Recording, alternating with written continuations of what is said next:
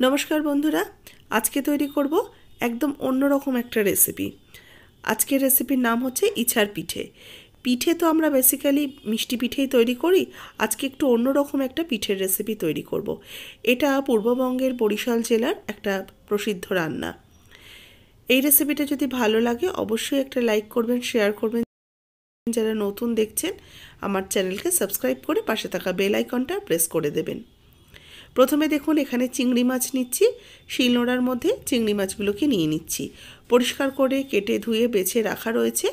এই চিংড়ি মাছকেই বলা হয় ইছা। এই ইছা মাছকে আমি প্রথমে একটু শিলনোড়ার মধ্যে থেতো করে নিচ্ছি।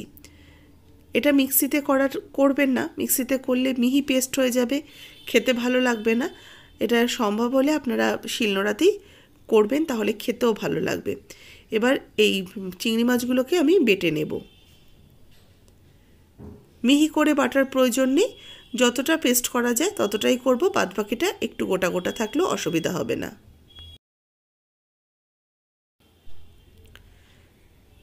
ইছা মাছ আমার ভালো করে বাটা হয়ে গেছে।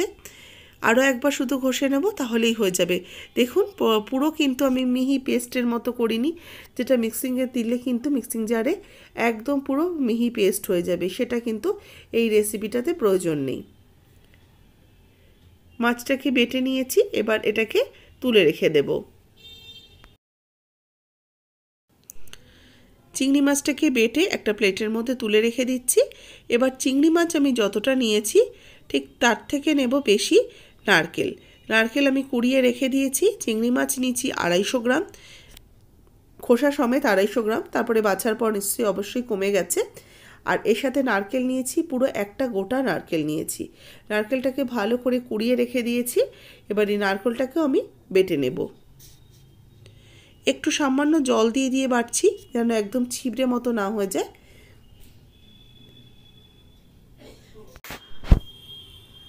নারকেলটা বেটে নেওয়ার পর দিয়ে দিচ্ছি 4-5টা কাঁচা লঙ্কা।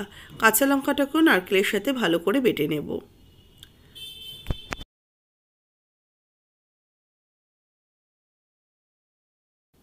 কাঁচা লঙ্কা বেটে নেওয়ার পর দিয়ে দেবো সাদা সর্ষে বা হলুদ সর্ষে। হলুদ সর্ষে এখানে আমি দিলাম 2 চামচ, পোস্ত দিচ্ছি 1.5 চামচ। একটু লবণ দিয়ে দিলাম, যেহেতু সর্ষে রয়েছে একটু লবণ দিয়ে ভালো করে আবারও এটাকে বেটে নেব।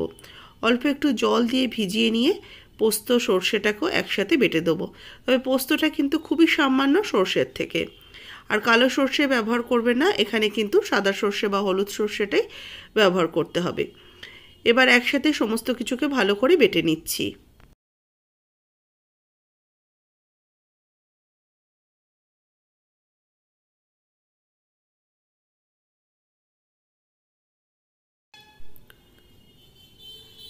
সমস্ত কিছু উপকরণগুলোকে একসাথে ভালো করে বেটে নিয়েছি।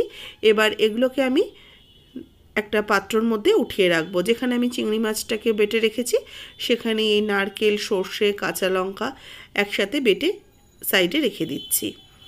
এবার কয়েকটা কলা পাতা নিয়েছি, কলা পাতাগুলোকে টুকরো টুকরো করে কেটে নিয়েছি। পরিষ্কার করে ধুয়ে রাখা রয়েছে। এবার কলা পাতাগুলোকে আমি ভালো করে একটু সেঁকে নেব। 2 পিঠ একটু ভালো করে সেঁকে নিলে কলা পাতা ভাঁজ করলে কিন্তু ফেটে যাবে না। এবার এই দেখুন এখানে সর্ষে, পোস্ত, নারকেল আর রয়েছে চিংড়ি মাছ বাটা, কাঁচা লঙ্কা বাটা, এগুলোকে এবার একসাথে আমি মেখে নেব। একসাথে ভালো করে মেখে নিচ্ছি। তবে বারবারই বলছি, চিংড়ি মাছের থেকে যেন নারকেলটা একটু বেশি হয়, নাহলে খেতে ভালো লাগবে না। এবার ভালো করে এগুলোকে সমস্ত কিছুকে একসাথে মেখে নেওয়ার পর এর মধ্যে দিয়ে দেবো স্বাদ মতো লবণ। লবণ দিয়ে দিলাম স্বাদ মতো। আগেও সামান্য মশলা বাটার সময় একটু লবণ দিয়েছি। দিয়ে দেবো 1/2 চা চামচ চিনি। আর দেবো কাঁচা সর্ষের তেল 1 টেবিল চামচ। এবার ভালো করে লবণ, চিনি আর তেলটাকে এর সাথে ভালো করে মিশিয়ে নিচ্ছি।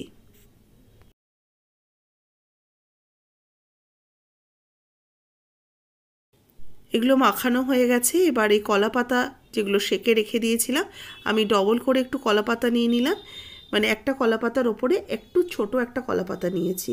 এবার কিছুটা এই যে মিশ্রণ যেটা মেখে রেখেছি সেখান থেকে কিছুটা মিশ্রণ দিয়ে একটা একটু পাকা লঙ্কা উপর থেকে একটু সাজিয়ে দিলাম, তার সাথে 1 টিস্পুন কাঁচা সরষের তেল উপর থেকে ছড়িয়ে দিলাম।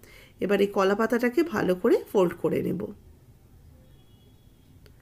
এবার একটা টুথপিক আটকে দেব, বা আপনারা এখানে সুতো দিয়েও সিল করে নিতে পারেন। আরও একটা করে দেখাচ্ছি একই রকমভাবে। আমি 2টো পাতা ব্যবহার করি। নিচের কলা পাতাটা যদি কোনো কারণে ফেটে যায় তাহলে কিন্তু ভেতরের জিনিসটা বেরিয়ে আসবে না, সেই কারণে আমি একটা কলা পাতার উপরে আরও একটা ছোট কলা পাতা দিয়ে দিই। সেম প্রসেসে আমি একই রকমভাবে এটাকে ফোল্ড করে নেব।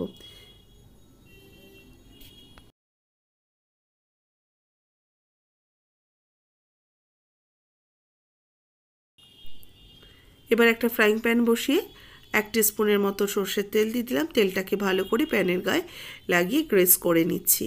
এবার এর মধ্যে এই কলা পাতা র্যাপ করা ইচা মাছের পিঠাগুলোকে দিলাম। এবার এগুলোকে একটু ভেজে নেব, এপিট ওপিট করে ভেজে নেব।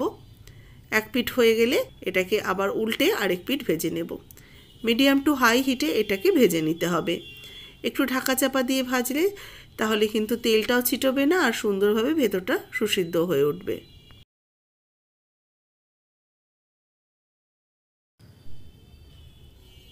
এগুলো ভাজা হয়ে গেছে, এবার এগুলোকে উঠিয়ে রেখে দিচ্ছি। একইভাবে আরও যে কটা করেছি সেগুলোকেও আমি ভেজে নেব। এগুলো ঢাকা চাপা দিয়ে হতে থাক। এবার এগুলোকে আমি একটু খুলে দেখাচ্ছি আপনাদেরকে।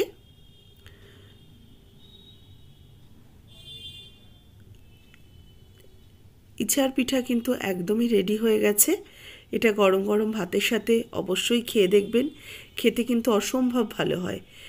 রেসিপি ভালো লাগলে অবশ্যই লাইক শেয়ার করবেন। যারা নতুন দেখছেন আমার চ্যানেলকে সাবস্ক্রাইব করে পাশে থাকা বেল আইকনটা প্রেস করে দেবেন।